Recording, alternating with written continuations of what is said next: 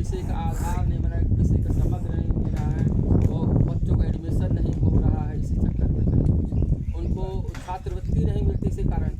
ऐसे भी कैसे छात्र दिखाने करे ना। ठीक ठीक। तो आप लोगों का सर्वांगीण विकास करने के लिए सरकार प्रतिबद्ध है।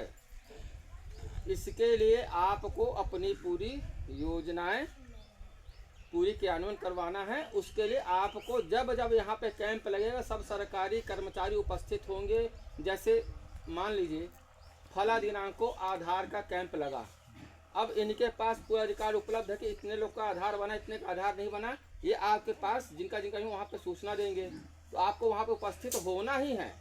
या मान लीजिए जिसके आधार गलत बने हैं, जन्म तिथि गलत है, नाम गलत है, उसके कारण समग्र से केवाईसी नहीं होती ना सर। अभी 12-14 आदमी को तो परसों मतलब उसमें आपको आधार सुधारवाने भी आना पड़ेगा। आधार बनाने का आधार गलत है तो सबका लीजिएगा, तो आधार भी सुधरवाना आवश्यक है। तो ऐसे ही फिर उसके बाद जब आधार सुधर जाएगा फिर पंचायत में आपको जाके केवाईसी कराना है, मतलब आधार से समग्र को लिंक करना है। ये जो हम कर रहे थे कल।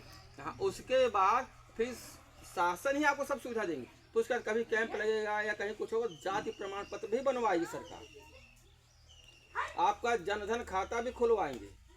जब तक आपके रिकॉर्ड और सब कुछ मूलभूत ये जो रिकॉर्ड ये पूरा नहीं होगा तो आगे चीज नहीं होगा। बाकी सब जो करने के बाद बाकी रोड नाली सड़क ये सब सुविधा कराएंगी। इसलिए आप अपना पूरा सहयोग पंचायत में दीजिए और समय समय पर पूरी जानकारी उपलब्ध कराइए। आज कैंप लगना था, किसी कारण अन्य विभाग नहीं आया है। जब कभी यहाँ पे कोई कैंप लगेगा पहले से सूचना इनको हो जाएगी, या आपके गांव में आके कोई सूचना देंगे तो अपने हिसाब से अपने सब कागज पाथर सही करवाइएगा। ठीक है। और एक बीमारी होती सिकल सेल, ये बहुत गंभीर बीमारी होती है। इसके थोड़ा विस्तार से बता दीजिए क्या है। इसमें ये है कि ये सेल होते हैं,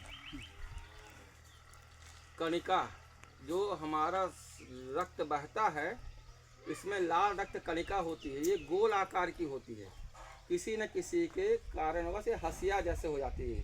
उसको हसिया नाम है, तिरछा हो जाता है हसिया जैसे, गोल से आकार उसका विपरीत होकर हसिया हो जाता है। तो जब ये हसिया हो जाता है तो पूरे शरीर में ये लाल रक्त कणिका खून के साथ घूमती हैं, चलती हैं। तो वो हसिया होने के कारण वो सब फंस जाता है। तो जहाँ फंसता है वहीं पर दर्द होगा, वो खून का आगे प्रवाह नहीं होता और खून बिखरा होता है। इसमें इनको फिर सिकल थैलेसीमिया भी होता है, उसमें खून चढ़ता है। तो इसकी भी जांच होगी, और इसमें जैसा है तो उनको भी वैसे भी शादी प्रतिबंधित। यदि किसी को सिकल सेल है तो यदि उसमें वो कहीं शादी करते हैं किसी से तो बच्चे को होने की अधिकांश 50% संभावना होती है।